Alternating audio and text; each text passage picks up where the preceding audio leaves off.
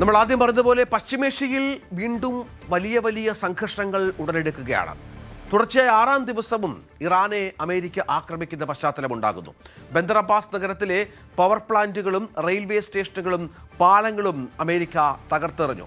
7 പേർ മരിച്ചുവെന്നാണ് പുറത്തുവരുന്ന പ്രാഥമിക വിവരം. പക്ഷേ മരണസംഖ്യ വല്ലാതെ ഉയരും എന്നുള്ള വിവരങ്ങളുമടക്കം ഇപ്പോൾ പുറത്തു വരുന്നുണ്ട്. 9 പേർക്ക് പരിക്കേറ്റിട്ടുണ്ട്.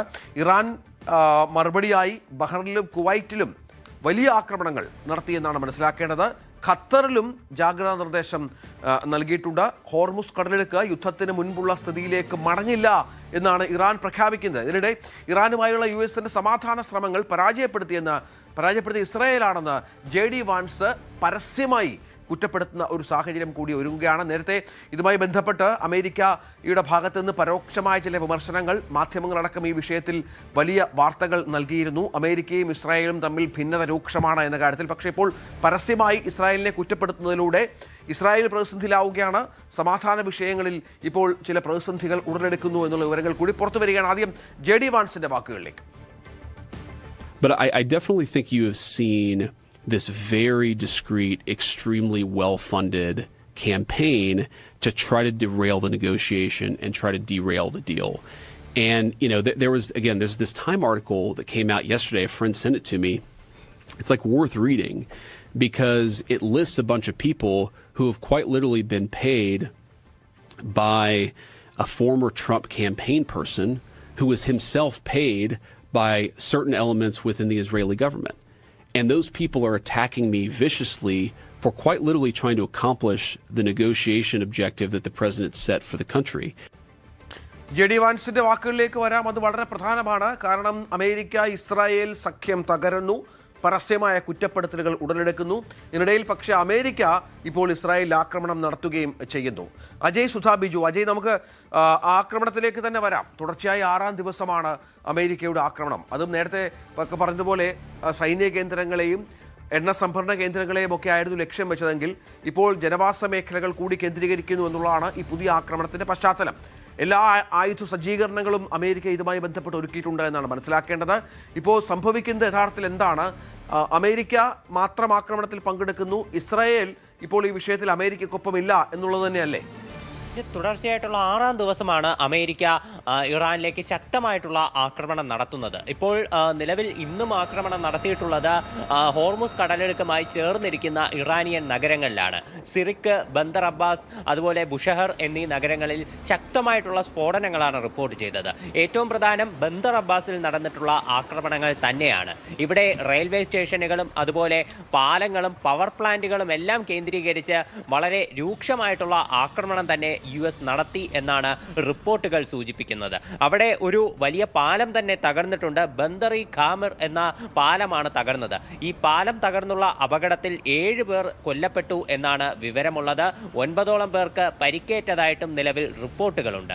കഴിഞ്ഞ ദിവസം ഇറാനിൽ നടന്ന ആക്രമണങ്ങളിൽ ഏതാണ്ട് 30 പേർ കൊല്ലപ്പെട്ടതായിട്ട് അവിടെയുള്ള ആരോഗ്യ മന്ത്രാലയം റിപ്പോർട്ട് പുറപ്പെടുവിച്ചിരുന്നു. 300-ലധികം പേർക്ക് പരിക്കേറ്റതായിട്ടും അവരുടെ റിപ്പോർട്ടുണ്ടായിരുന്നു. ഇപ്പോൾ ഇന്ന് നടന്ന ആക്രമണങ്ങളിലും മരണം റിപ്പോർട്ട് ചെയ്തിട്ടുണ്ട്. ഒരു പാലവും അതുപോലെ ജനവാസ മേഖലയിലുള്ള ഒരു റെയിൽവേ സ്റ്റേഷൻ അടക്കം ഇതുപോലെ ജനങ്ങൾ തിങ്ങിപ്പാർക്കുന്ന, ജനങ്ങൾ വന്നുകൂടുന്ന മേഖലകളിലേക്കാണ് US ഇപ്പോൾ ഏറ്റവും പുതുതായിട്ട് ആക്രമണം നടത്തിയിട്ടുള്ളത് എന്നുള്ളതാണ് വിവരം. ഈ ഹോർമുസ് കടലിലേക്ക് ഇറാന് നേരിട്ട് ഒരു സ്വാധീനം ചെലുത്താനാകുന്ന, ഹോർമുസ് കടലിടുക്കിനെ നിരീക്ഷിക്കാനാകുന്ന നഗരങ്ങളാണ് ഈ സിറിക്ക്, ബന്ദർ അബ്ബാസ് എന്നിവ. അപ്പോൾ ഇവിടങ്ങളിലേക്ക് ആക്രമണം നടത്തി ഇറാന്റെ ഹോർമുസ് കടലിടുക്കിലെ സ്വാധീനം കുറയ്ക്കുക തന്നെയാണ് US-ന്റെ ലക്ഷ്യം. ഇറാന് ഹോർമുസിലെ നിയന്ത്രണം പൂർണ്ണമായിട്ട് നഷ്ടപ്പെട്ടു എന്നാണ് US അവകാശപ്പെടുന്നത്. എന്നാൽ ഇറാനും ഒട്ടും വിട്ടുകൊടുത്തിട്ടില്ല. ഗൾഫ് നാടുകളിലേക്ക് ശക്തമായിട്ടുള്ള തിരിച്ചടി തന്നെ ഇറാൻ നിലവിൽ നൽകിക്കൊണ്ടിരിക്കുകയാണ്. ബഹ്റൈനിലുള്ള ഒരു US ബേസിലെ എയർക്രാഫ്റ്റ് ഇറാൻ മിസൈൽ ഉപയോഗിച്ച് തകർത്തു എന്നാണ് IRGC അവകാശപ്പെടുന്നത്. അതുപോലെ കുവൈറ്റിലും ശക്തമായിട്ടുള്ള ആക്രമണങ്ങൾ റിപ്പോർട്ട് ചെയ്തു. ഖത്തറിൽ ഒരു ജാഗ്രതാ നിർദ്ദേശം പുറപ്പെടുവിച്ചിരുന്നു. എന്നാൽ ഇപ്പോൾ ആ ഒരു ജാഗ്രതാ അലേർട്ട് പിൻവലിച്ചു എന്നാണ് വിവരമുള്ളത്. ജോർദാനിലും കഴിഞ്ഞ ദിവസം ശക്തമായിട്ടുള്ള ആക്രമണം തന്നെ ഇറാൻ നടത്തി. ഇറാൻ ആർമിയുമായി ബന്ധമുള്ള ചില ഉദ്യോഗസ്ഥർ പറയുന്നത് ഹോർമുസ് കടലെടുക്ക് ഒരിക്കലും യുദ്ധത്തിന് മുൻപുള്ള സ്ഥിതിയിലേക്ക് മടങ്ങി പോകില്ല. അതാണ് പ്രധാനം. കാരണം നേരത്തെ നമ്മൾ പറഞ്ഞതുപോലെ പലവിധ ആവശ്യങ്ങൾ ഈ യുദ്ധം ആരംഭിച്ച സമയത്ത് അമേരിക്കയ്ക്ക് ഉണ്ടായിരുന്നു. ഇറാൻ എന്തൊക്കെ അവർ ആണവ സമ്പുഷ്ടീകരണവുമായി ബന്ധപ്പെട്ട് മറ്റു വിവരങ്ങളുമായൊക്കെ ബന്ധപ്പെട്ട് അവരോട് ചില ആവശ്യങ്ങൾ ഉന്നയിച്ചിരുന്നു.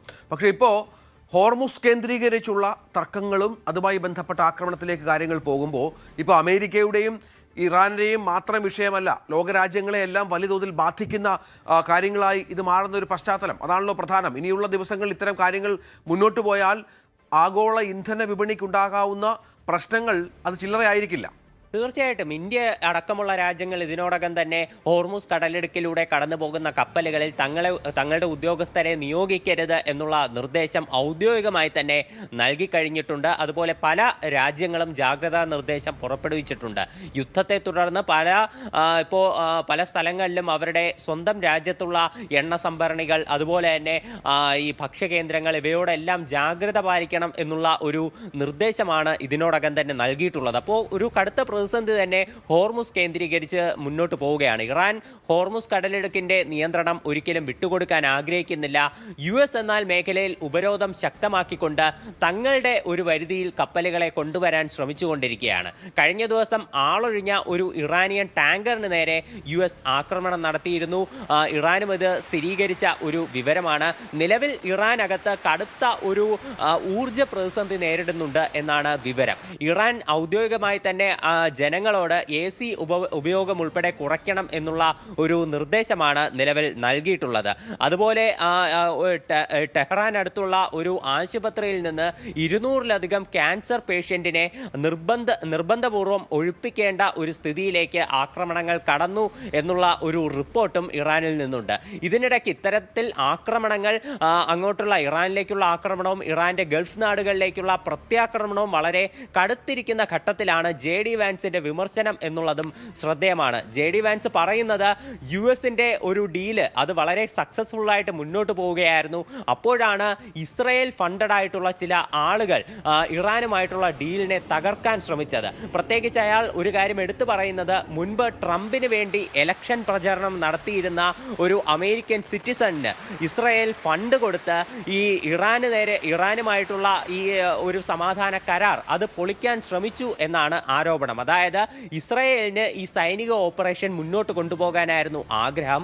എന്നാൽ US ഈ സമാധാന കരാറിലൂടെ ഇറാനുമായി നല്ല രീതിയിൽ മുന്നോട്ട് പോകാൻ ശ്രമിച്ചപ്പോൾ അത് തകർക്കാൻ തന്നെ ഇസ്രായേൽ ശ്രമിച്ചു. പ്രധാനമായിട്ടും സോഷ്യൽ മീഡിയ ക്യാമ്പയിനുകളിലൂടെയും അതുപോലെ മറ്റ് നയതന്ത്രപരമായി ഗൾഫ് രാജ്യങ്ങളെ US-നെതിരാക്കിക്കൊണ്ടും ഇത്തരത്തിലാണ് ഇസ്രായേൽ തങ്ങളുടെ നീക്കങ്ങൾ നടത്തിയത്. പ്രധാനമാണ് JD വാൻസ് അമേരിക്ക പരസ്യമായി തന്നെ ഇസ്രായേലിന്റെ രംഗത്ത് വരുന്ന സാഹചര്യം അത് ഈ സമാധാന ചർച്ചകളെ ബാധിക്കും, യുദ്ധത്തെ ബാധിക്കും, സംശയമില്ല.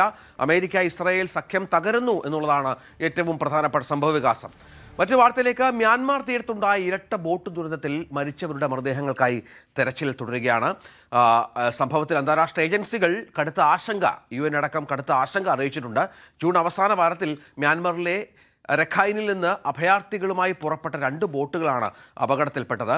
ഐക്യരാഷ്ട്ര സംഘടനയുടെ അഭയാർത്ഥി ഏജൻസിയായ UNHCR, അന്താരാഷ്ട്ര കുടിയേറ്റ സംഘടനയായ IOM എന്നിവയുടെ റിപ്പോർട്ടുകൾ പ്രകാരം 500-ലധികം ആളുകളെ കടലിൽ കാണാതായിട്ടുണ്ട് എന്നാണ് ഇപ്പോൾ ലഭിക്കുന്ന വിവരം. ഇവർ മരിച്ചു എന്നാണ് കണക്കാക്കുന്നത്. മ്യാൻമാറിലെ ആഭ്യന്തര സംഘർഷങ്ങളിൽ നിന്നും രക്ഷപ്പെടാൻ സുരക്ഷിതമല്ലാത്ത ബോട്ടുകളിൽ മലേഷ്യയോ ഇന്തോനേഷ്യയോ ലക്ഷ്യമാക്കി പോയവരാണ് ഈ അഭയാർത്ഥികൾ എന്നാണ് സൂചന. ഏതായാലും വലിയ ദുരന്തമായി ഇത് മാറുന്നു. മരണസംഖ്യ വർദ്ധിക്കും എന്നുള്ള സൂചനകൾ കൂടി ഇപ്പോൾ പുറത്തു വരികയാണ്.